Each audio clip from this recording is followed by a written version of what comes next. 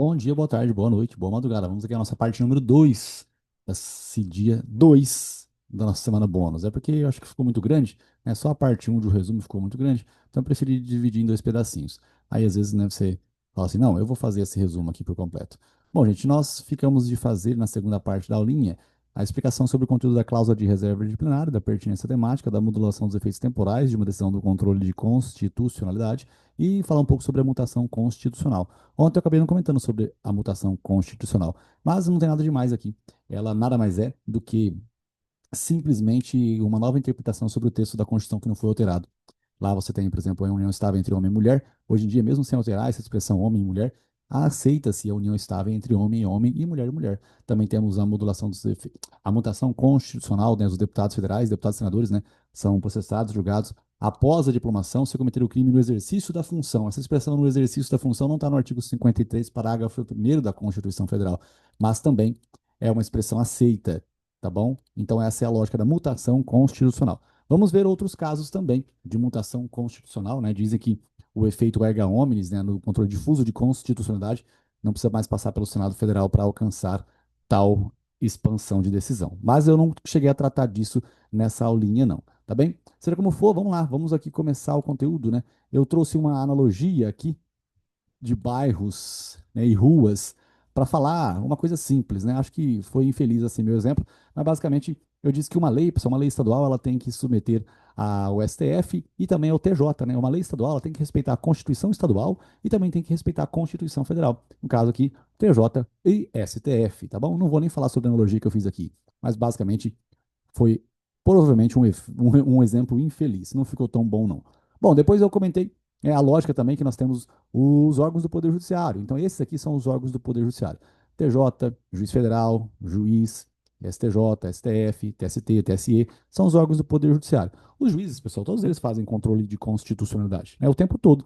Basta que ele tenha que analisar uma situação em que a lei não está de acordo com a Constituição. Ele dizendo que a lei é ou não inconstitucional, ele está fazendo controle de constitucionalidade, certo? E no controle concentrado, nós temos aqui o STF, né? Somente o 444 chega diretamente no Supremo Tribunal Federal. E aí eu trouxe um esqueminha inicial aqui. Falei para vocês o seguinte, gente, para chegar diretamente no Supremo Tribunal Federal, nós temos as ADs, né? ADs. O que são as ADs? São as ações diretas, ação direta no STF, ação direta no STF, ação direta no STF. Então você tem ação direta no STF, e aí eu fiz um risquinho aqui para aumentar a quantidade de espaço para caber, só para você memorizar. Aumentou o espaço, coloca F, FE, FEM, atos normativos federais, federais estaduais e municipais. E aqui com a ordem alfabética você tem ADC, ADI e ADPF. Como é que você faz isso? Só a ordem alfabética: A, B, C, D, E, F, G, H, I, J, K, L, M, N, O, P. Basicamente, se você faz isso, você tem aqui como entender que as ADCs só tratam de conteúdos federais, as ADIs tratam de conteúdos federais e estaduais e as ADPFs tratam de conteúdos federais, estaduais e municipais. Posteriormente, no futuro, você vai ver que ela também cuida de atos concretos também, né? Em regra aqui é situação abstrata, mas também você vai ver que ela cuida de conteúdos concretos também. Bom, e também conteúdos anteriores da Constituição de 88, né, como o CTN, por exemplo. Aqui você tem a ação declaratória, que você busca reafirmar uma lei. Porque essa lei já existe, pessoal, tecnicamente você já conclui que ela já tem força constitucional, ela passou pelo processo legislativo, então ela é uma lei real, ela já existe, está tudo certo, basicamente está perfeita. Então, para que você vai fazer uma ADC para falar que ela já está certa? É porque está havendo aqui alguns conflitos jurisprudenciais, né? Tem juízes que concordam com o conteúdo da lei, tem juízes que não concordam com o conteúdo dessa lei.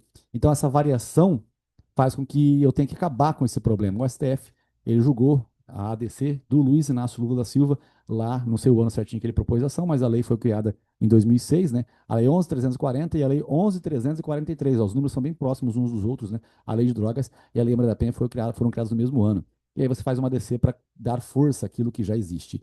Bom, tecnicamente, se você ganhar a ADC, né, a ação procedente, tecnicamente a lei é constitucional. Se for improcedente, a lei é inconstitucional. A ADI. A ADI, se você vencer a ADI, procedência e inconstitucionalidade da lei. Improcedência, constitucionalidade da lei. Por isso que essas ações têm o caráter dúplice, igual às ações possessórias lá, reintegração de posse, manutenção de posse e interdito proibitório. Bom, só trazendo a baila aqui os conteúdos, pessoal. Nós temos aqui nesse nosso esqueminha aqui a logística, né, dos 444. Então eu reiterei aqui o esquema das ADCs, das ADIs e das ADPFs e depois eu trouxe os legitimados ativos para a propositura do controle de constitucionalidade. O 444, quem que é Rafinha, o 444. Quem são eles? Quem eles pensam que são? Bom, o 444, acho que eu apertei algum botão aqui que pode ter estragado tudo agora. Mas fazer o quê? Não sei o que que eu fiz, mas já foi. Se estragou tudo, estragou.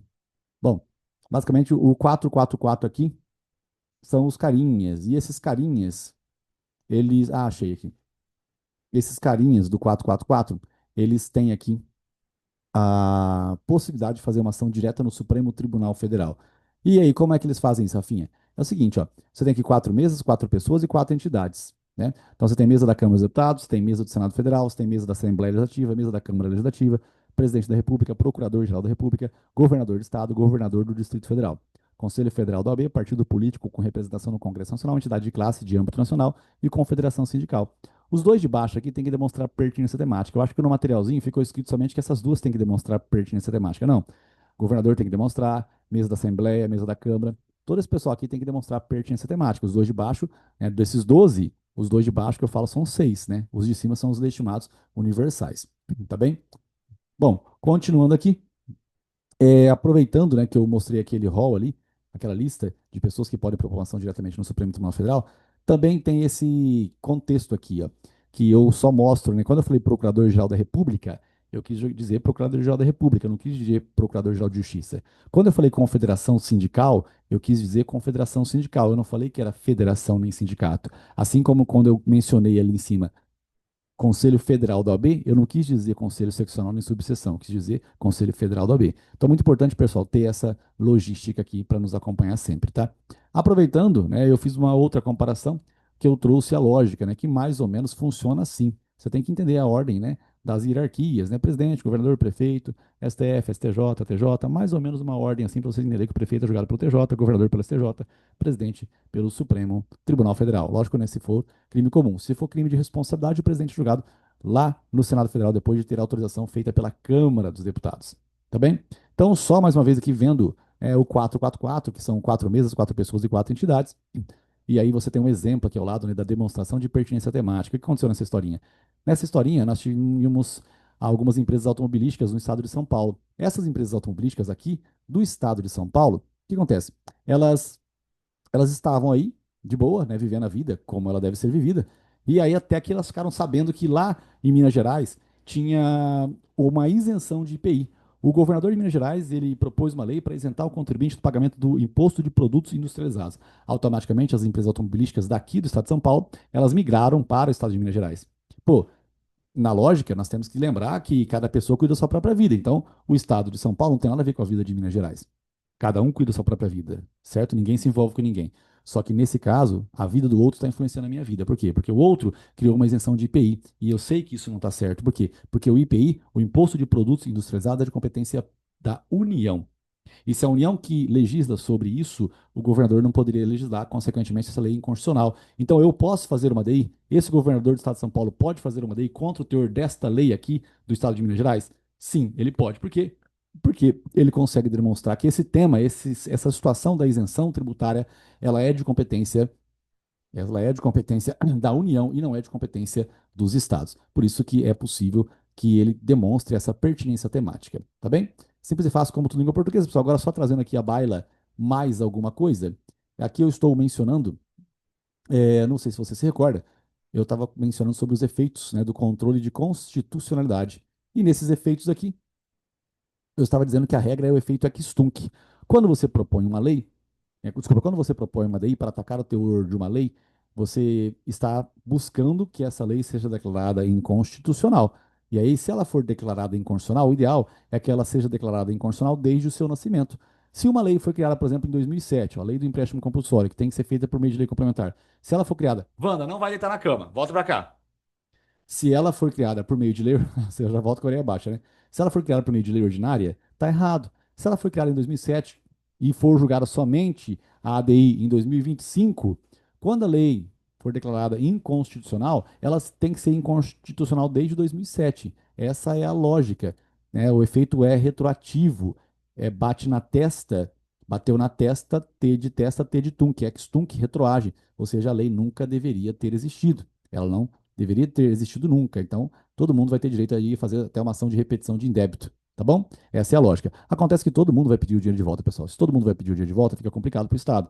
Isso vai alterar toda a logística estatal. Então, eles acabam modulando os efeitos temporais, ou seja, é inconstitucional, sim, o pagamento do empréstimo compulsório de uma lei que foi criada, né, por o quórum de maioria simples. Tá errado. Tinha que ser por maioria absoluta, que é a lei complementar. Tá bom. Só que a modulação dos efeitos temporais vai acabar acontecendo porque o STF ele vai mudar. Ao invés de ser daqui para trás, vai ser somente daqui para frente. Ou seja, o que eu paguei errado, não vou precisar pagar mais. A partir de agora eu não pago mais, mas eu não recebo o que eu paguei de modo errado. Tá bom? É como se nós brincássemos, né, que os parlamentares não podem vender os seus iates, as suas fazendas, para devolver o dinheiro do imposto pago errado pela população. Isso não pode acontecer.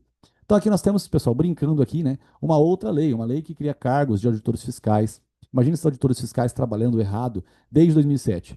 Criou o cargo-se por meio de um projeto de lei feito por um deputado federal. E quem deve fazer isso, né, não é o deputado federal, é o presidente da República, é o governador do estado, é o prefeito que deve criar um projeto de lei para criação de cargos e órgãos, né? Competência privativa do chefe do Poder Executivo. E aí um deputado fez, está errado, tá inconstitucional.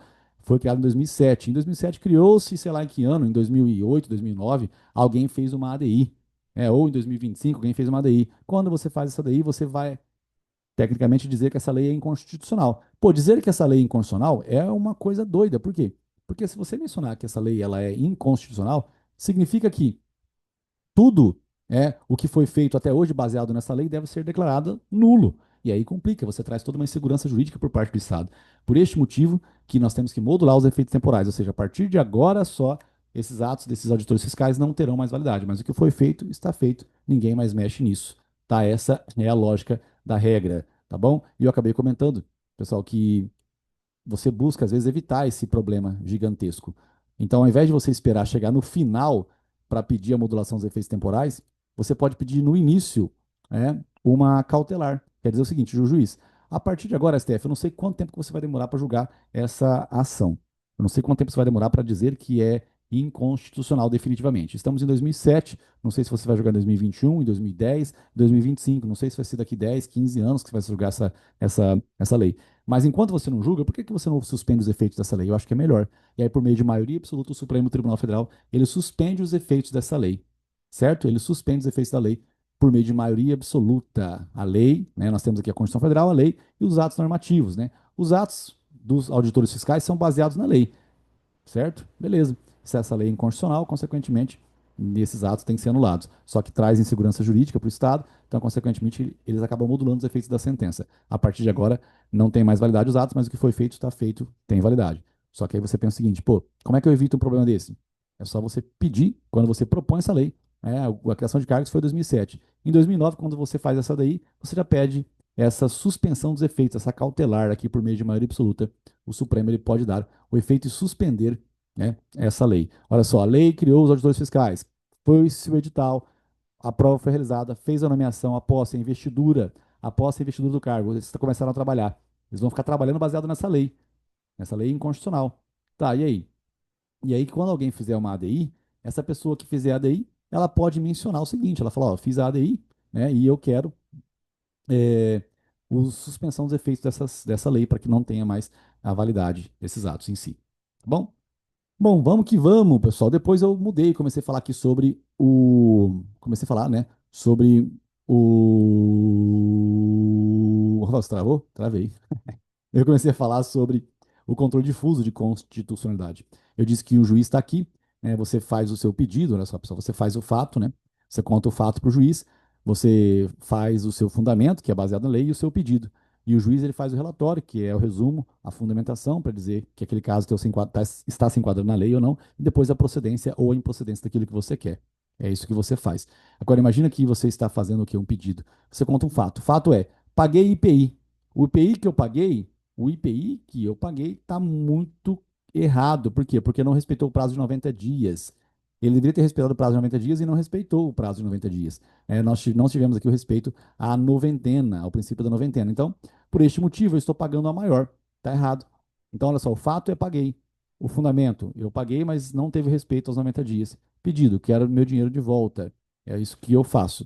Tá bom? Beleza, o juiz vai fazer o quê? No relatório dele, ele vai fazer o resumo, tá? No relatório ele faz o resumo, Depois, no fundamento, ele vai analisar essa lei, que alterou a alíquota, né, mudou ali a alíquota do IPI e não respeitando um período de 90 dias. Quando ele faz isso, ele está automaticamente analisando uma questão que está prejudicando a procedência ou improcedência do pedido. O mérito é o quê? O dinheiro. O mérito é a procedência ou improcedência daquilo que você quer. Esse é o mérito. Tá? Só que antes de analisar o mérito, o juiz tem que fazer o quê? Uma análise de uma questão que está prejudicando a análise desse mérito. A declaração de inconstitucionalidade não é uma coisa normal. É acidentalmente que o juiz faz esse julgamento. Porque o ideal é que ele julgue de acordo com a lei. O juiz não cria lei. Então o juiz ele procura fazer o julgamento de acordo com o que está previsto na lei. Só que se essa lei não está de acordo com a Constituição, de acordo com a alegação de algum advogado, ele vai ter que fazer alguma coisa que não está muito normal para ele. É uma questão incidental. Incidental, acidental, é prejudicial. A questão prejudicial de mérito vem nesse sentido. Tá bem? Bom, nós temos várias situações. Eu contei uma aqui agora, né, do caso do IPI, mas também tem na época, né, a Lei 8.072, Lei de Crimes Hediondos, que ela impedia a progressão de regime, certo? A Lei de Crimes Hediondos, ela impedia a progressão de regimes para os crimes hediondos, até que alguém alegou, né, uma ofensa ao princípio da individualização da pena, porque muito embora seja horrível cometer um crime de roubo com arma de fogo, é muito pior matar 20 crianças queimadas. Então, por este motivo, eles acabam alegando ali o princípio da individualização da pena. E o juiz, no relatório, ele vai dizer o seguinte: realmente a lei de crimes hediondos não permite a progressão de regime, mas não está de acordo com a Constituição, em desrespeito ao princípio da individualização da pena. Por isso que antes de dar a procedência ou improcedência, com relação ao pedido de progressão de regime aqui, ó, de fechado para semiaberto, de semiaberto para aberto, ao invés é, de eu julgar normalmente, eu vou ter que acabar dizendo que essa lei não está de acordo com a Constituição Federal. E aí eu vou dar procedência do pedido para progredir de regime, dizendo que a lei não está de acordo com a Constituição. Certo? Beleza, gente simples e fácil como tudo língua portuguesa. Depois eu trouxe um adendo aqui. Eu comentei uma coisa, né, que o que nós sabemos sobre a pirâmide de Franz Kelsen ou de Franz Beckenbauer é o seguinte: nós sabemos isso daqui.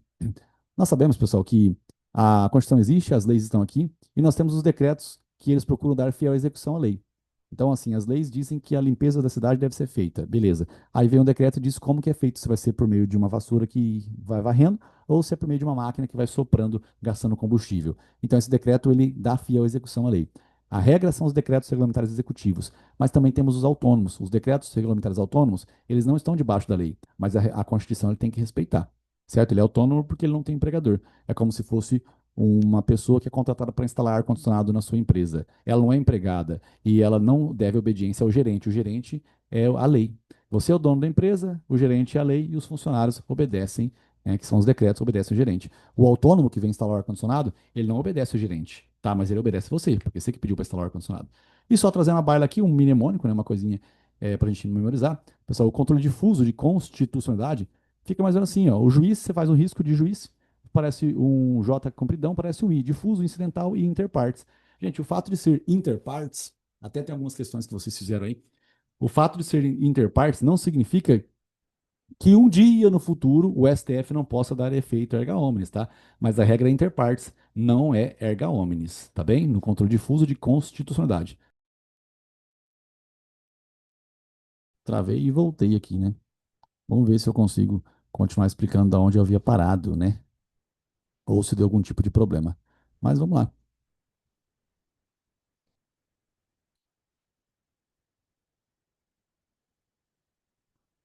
Vamos lá, continuando aqui. Bom, tinha comentado sobre o controle difuso. E voltando aqui, depois eu comecei a falar sobre a cláusula de reserva de plenário, pessoal. A explicação da cláusula de reserva de plenário é bem tranquila. Basicamente, é assim, um juiz faz controle de constitucionalidade, tá? Um juiz faz controle de constitucionalidade, mas o desembargador não faz, certo? O desembargador, ele não faz controle, né? O desembargador, ele acaba não fazendo controle de constitucionalidade. Quem faz é somente o juiz. Então, o teu caso, se você perdeu, ele chega numa turma. Essa turma vai julgar o seu caso. E se você perder, tá? Na verdade, desculpa, né? Se for um controle de constitucionalidade, né? Vai chegar até uma turma e nessa turma, se você prestar atenção, ela não vai poder julgar o seu caso. Por quê? Porque somente a maioria absoluta dos membros que vai dizer se é inconstitucional o seu caso. Então, fica reservado ao pleno, a turma não pode julgar. Só que é muito difícil você juntar sempre o pleno. Então, criou-se um órgão especial. O órgão especial que vai analisar a situação concreta aí do controle de constitucionalidade. Então, ou é o pleno ou é o órgão especial. Não é a turma. Turmas e câmaras, pessoal, são órgãos fracionados, né? São órgãos fracionados. As turmas e as câmaras são órgãos fracionados. O fato é, é que, primeiro, respeita-se a cláusula de reserva de plenário e o órgão especial. E aí, se muitas vezes o pleno julgar e o órgão especial julgar, aí é possível futuramente que um órgão fracionado faça o julgamento, tá bom? Então começa-se não pelo órgão fracionado fazendo controle de constitucionalidade, começa-se pelo pleno ou pelo órgão especial. Tá bem, gente? Se você não segue o canal, não deixa de seguir, pô. Dá uma curtidinha aí, você não vai gastar nada de tempo, uma clicadinha. Pô, é nóis, foco, força e fé, manda para um colega se você gostou da aula. Vamos que vamos.